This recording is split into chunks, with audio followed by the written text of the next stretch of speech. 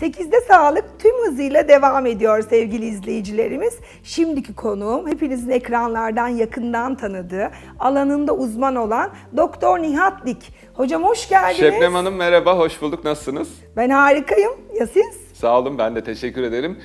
Bugün size böyle zamanında isteyerek, severek, sevgilinizin ya da böyle bir havalara girdiniz, bir şeylerin bir yerlere dövmesini mi yaptırdınız? Sonra da sildirmek mi istedik? İşte onu sağlıklı ve tıbbi olarak nasıl yaparsınız? Bugün izleyicilerimizde dövme sildirmek nasıl bir şey?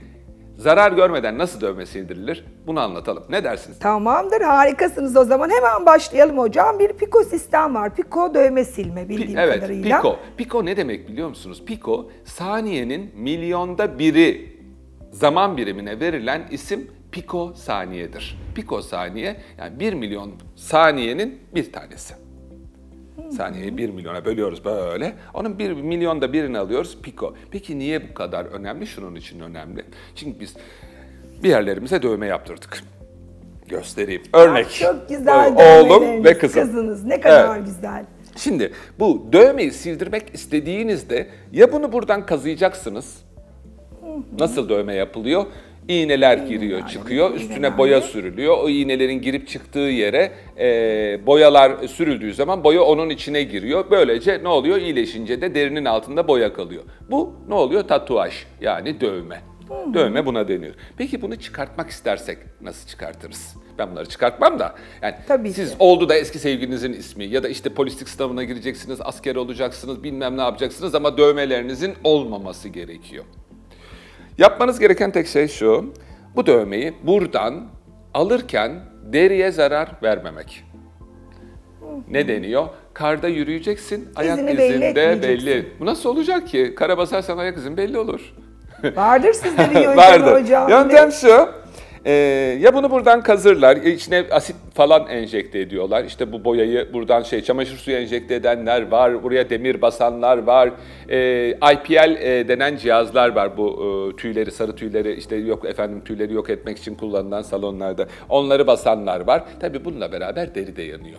Çünkü bunların renk seçme skalası ve ışığı verme süresi uzun. Renk skalası çok geniş. Çünkü belli bir nanometre, işte 400 nanometreden 1200 nanometreye kadar dalga boyu ışık yayıyor. Halbuki lazer sistemleri tek dalga boyu yayar. Mesela işte 755 nanometre, 610 nanometre diyot lazer, 755 nanometre işte Alexandrite lazer, işte efendim geliyorsunuz 10.200 nanometre karbondioksit lazer, işte 1927 nanometre bakıyorsunuz işte tulyum lazer. Değişik değişik dalga boyları var. Tek dalga boyu üretenlere lazer diyoruz, çoklu dalga boyu üretenlere IPL diyoruz. Yani yoğunlaştırılmış ışık demeti diyoruz. Peki bu dövme buradan nasıl gider? Efendim bu dövme buradan Q-switch anahtarlı lazerlerle gider. Q-switch anahtarlı lazer ne demek? Şöyle, attı kaçtı. Nokta atışları vurdu kaçtı, vurdu kaçtı. Çok hızlı vurdu kaçtı. O kadar hızlı vurdu kaçtı ki deri ısınmadan yalnızca buradaki boyaya vurdu kaçtı. Yani deride bir tahribat oluşturmadı. Deriyi yakmadan. Deri ısınmayacak, yalnızca bunu ısıttı.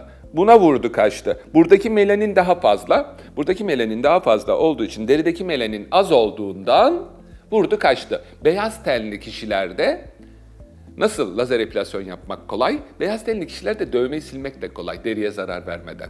Ama benim gibi esmer birinde hem deri yanar hem de boyanın olduğu yer yanar. Ne oluyor? Biz lazer ışığını veriyoruz. Q-switch lazerler diyoruz. Q-switch dövme silme lazerleri. Bunlar yalnızca dövme silme işine yarar ya da yüzünüzdeki işte lazerin görmediği tüyleri sarartmaya yarar. Ya da işte mankenler gelip mesela bacaklarındaki ince tüyleri sararttırıyor. Niye? Lazer görmüyor. IPL görmüyor. Hiçbir cihaz görmüyor. Ayva tüylerini bembeyaz yapar. Sırf renk siler. Çamaşır suyu gibidir. Bu Q-switch dövme silme lazerleri. Ya da işte Titanic falan bir sürü tedaviler yaparsınız. Ama asıl amaç dövme silmektir. Bu dövme silmeyi bu Q-switch'te yaptık. Güzel ama gene de leke kalıyor, iz kalıyor. Ya da yeterince yüksek doza yükseltemiyorsunuz lazeri. Yüksek doza yükselttiğinizde tamam dövme gidiyor ama bu sefer deri de hasar görüyor ve deride scar izi kalıyor. Bunun üzerine bilim adamları oturmuşlar, çalışmışlar. Demişler ki ya bunu çözmemiz lazım. Çünkü dövme silme lazeri bile yine de iz bırakıyor. Diğer lazerler zaten felaket. Kazıyarak olmuyor, demir bastık olmuyor, ütü bastık olmuyor. Ne yapacağız? Demişler ki şöyle, çok daha hızlı bir lazer. Çok hızlı bir lazer. Ne olsun bu? Saniyenin milyonda biri atış yapan bir lazer üretebilir miyiz? Işık. Böylece Pico doğmuş. Böylece Pico lazer doğmuş ve Pico lazer yepyeni bir teknoloji. Ve bu Pico lazerler atış yaptığınızda şöyle oluyor. Normal lazer buysa Pico lazer şu. Yani o kadar hızlı vuruyor, Hızlıca kaçıyor vurdu, ki kaçtı. görmeniz imkansız. O kadar hızlı. Peki, o kadar her hızlı dövme vurup türünde etkili kaçtığında mi hocam? düşünün saniyede 10 atış yapıyor. Her bir saniye 10 atış ve her 10 atışı da saniyenin milyonda birini yapıyor. Yani yüksek teknoloji ürünü. Artık bunlar aslında uzay teknolojileri. Ve yaptığında şunu oluyor. O kadar hızlı vurup kaçıyor ki ne dövme boyası tam ısınabiliyor ne deri ısınabiliyor. Deri bunu hiç görmüyor bile. Görmüyor. Tüyleriniz anında bembeyaz oluyor ama bu boyalarda bir bakıyorsunuz anında bembeyaz oluyor. Ve normal lazerin 10 seansta yaptığını Pico lazerler 4-5 seansta yapabiliyor. Renkli, renksiz her birinde uygulanabiliyor mu? Her türlü dövme her türlü çeşidinde. renkte etkili. Muhteşem. Sarı, yeşil, mavi, kırmızı aklınıza ne gelirse ne boyanız varsa var olsun hiç önemli değil. Bir de normal dövme silme cihazlarından 2-3 kat daha hızlı silebiliyor ve 2-3 kat daha az skar bırakıyor. Yani hiç skar bırakmadan, hiç iz bırakmadan silebiliyorlar. Peki seans Özelliği aralıkları bu. kaç seans Seans aralıkları öneriyorsunuz? 1 ay ile 3 ay arasında değişiyor. Sizin dövme boyanızın rengine göre. Dövme boyanız çok hafif renkli, ayda 1. Dövme boyanız Yoğun, çok çok yoğun. koyu, oluşacak enflamasyon fazla olduğu için gelip makrofajların toplayacağı, makrofaj çöpçü kamyonlarımızın toplayacağı oradaki enkaz ve çöp çok fazla olacağı için değil mi? Time'ı biraz uzun tutmanız lazım. Çöp fazla, Kesinlikle. çok çöp var ama kamyonlar belli sayıda var. Onun için çok koyu renklerde ve çok kalın dövmelerde ve düşünsenize bazı insanların tüm kolları olduğu gibi dövme ve tüm kollarının dövmelerini sildirmek istiyorlar. İşte bu durumda bunların işte diyorsunuz ki bakın basit bir dövmeniz olsaydı bir seans mesela kaş, kalıcı makyaj yaptırdınız. Bir seans. Bir seans. Bir seans. Eyeliner, gözlerinizin o üzerindeki ne oluyoruz? Gözün içine koruyucu, gümüş koruyucu şeyler takıyoruz. Kornea koruyucu lensler takıyoruz. Ondan sonra bu sizin eyelinerlarınızı, dip liner hepsini silebiliyoruz. eyeliner, dip liner hepsini silebiliyoruz. Muhteşem. Bunların Peki, özel aparatları var. Dövme yaptırdım. Örnek veriyorum. Aradan bir ay geçti. Dövmem daha çok yeni. Ama o dövmeden mutlu olmadım. Kendime yakıştıramadım. Sildirebilirsiniz. Sildirmek istiyorum. Sildirebilirsiniz. Bir ay geçtiyse sildirebilirsiniz ama bir gün geçtiyse sildiremezsiniz. Bakın eğer ki dövmenizin olduğu yerde enflamasyon varsa yani hassasiyet varsa hala o bölge işte iğne girmiş çıkmış kabarık, hassas, kırmızı. Biraz iyileşsin, bekleyelim, öyle silelim. Çünkü eğer enflamasyon varsa, bölge halen yaralıysa ne yaparsanız yapın iz kalır. Yani şu olur, düşene bir tekme de sen atma. Harikasınız. Peki çok merak ettim. Ben yine Reha Muhtar'dan sonra bu soruyu en çok ben soruyorum. Acı Hocam var acı var mı? Acı. Acı var dövme mı bu silmede işlemde? acı şöyle yok. İlk seansta acı olur. Çünkü dövme boyası ışığı emdiğinde ısı enerjisine dönüştürür. Isı enerjisi de size şiddetli bir acı duygusu verir. Onun için böyle bir dövme geldiğinde burası tamamen iğneyle uyuşturulur. 5-10 dakika beklenir. Gönül rahatlığıyla ve konforla siz kahvenizi yudumlarken biz dövmenizi sileriz. Ağrısız, acısız. Ağrısız, son derece tabii ki acı olur. konforlu bir Ya bu uygulama o kadar zaman. koyu bir rengin üzerine o kadar yoğun bir ışık atıyorsunuz, lazer atıyorsunuz. Acı olmaz mı? Tabii ki olur. Ama biz bunu uyuşturursak ve soğuk havayla da iyice bölgeyi uyuşturursak o zaman canınız hiç acımaz. Ama bu ilk 1. ve 2. seansta yaparız. 2. seanstan sonra iğne yapmaya da gerek yok. Çünkü artık canınız acımaz. Neden? Artık dövme boyası o kadar koyu değil. Eğer dövmeniz çok eskiyse, 8-10 yıllık, 20 yıllık bir dövme ise hiç uyuşturmaya da gerek yok. Çünkü rengi soluk olduğu için. Çünkü vücuttaki makrofajlar bir taraftan sizin dövmenizi sürekli hep yiyip tüketmeye çalışırlar.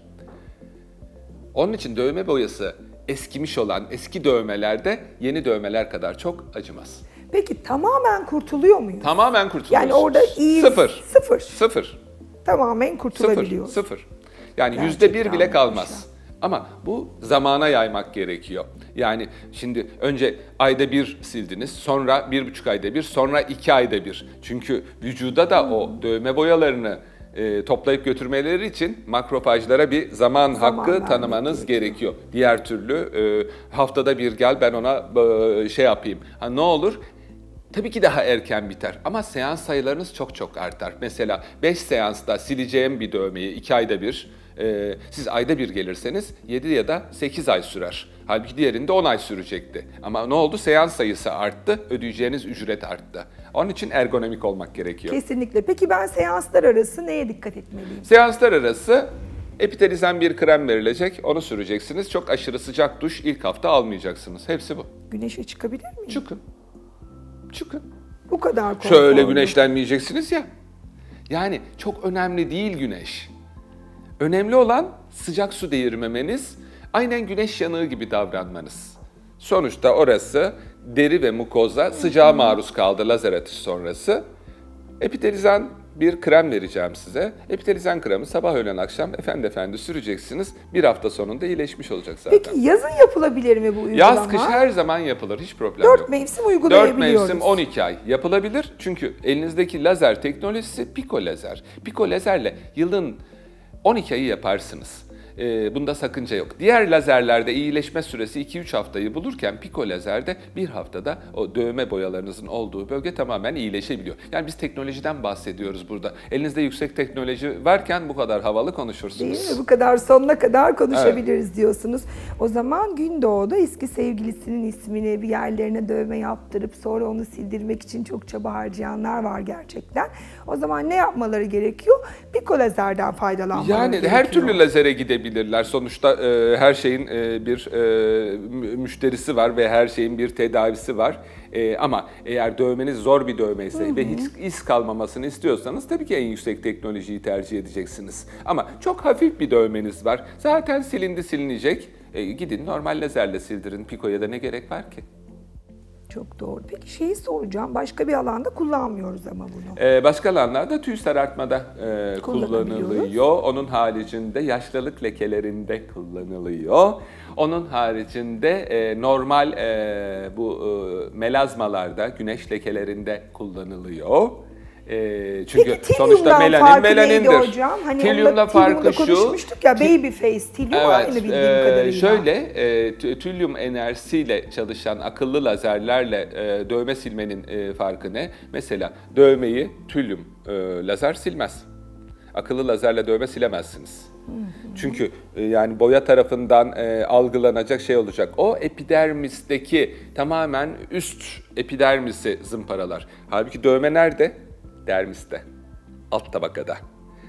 Alt tabakadaki dermisi ancak piko lazer oraya kadar gidebilir.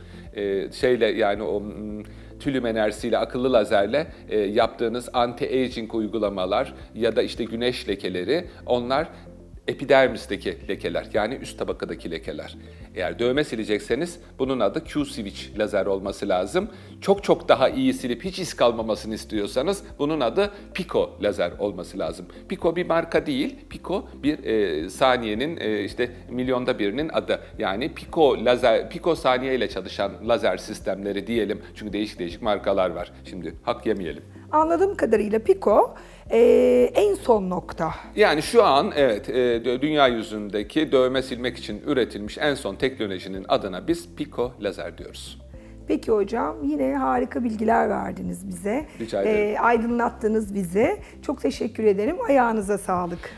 Sizin de ağzınıza sağlık. Çok güzel sorular sordunuz. Dövme sildirmek isteyenleri çok güzel aydınlattığımıza inanıyorum. Herkese hayırlı günler olsun. TV8'de Sağlık'ta Doktor Nihat Dik'i ağırladık. Kendisinden dövme silme ile ilgili bilgiler aldık. Lazerlerle ilgili farklı bilgiler aldık. Kendisine çok teşekkür ediyoruz.